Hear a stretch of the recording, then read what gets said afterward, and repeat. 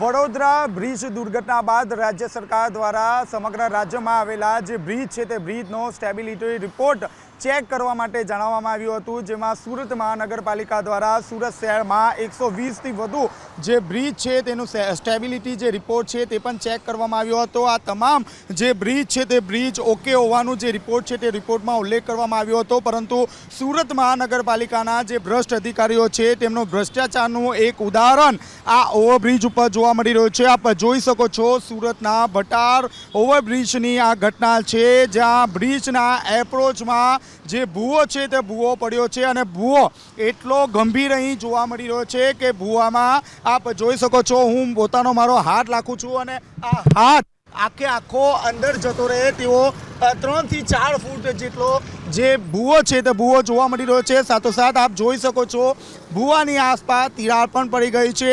આટલી ગંભીર બેદરકારી હોવા છતાં સુરત મહાનગરપાલિકાના જે અધિકારીઓ છે તે અધિકારીઓ અહીં ફરક્યા સુદ્ધા નથી। જો કોઈ ગંભીર બ્રિજ દુર્ઘટના બનશે તો તે પાછળ જવાબદાર કોણ, તે અંગે અનેક જે સવાલો છે તે ઊભા થયા છે।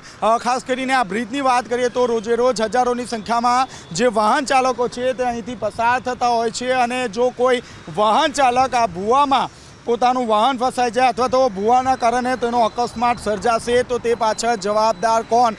ઝી 24 કલાકના અહેવાલ બાદ સુરત મહાનગરપાલિકાના અધિકારી ક્યારે જાગે છે અને ક્યારે આ ભૂવો પૂરવાની કામગીરી અને તજવીજ હાથ ધરે છે, તેના પર સૌ કોઈની નજર જોવા મળી રહી છે।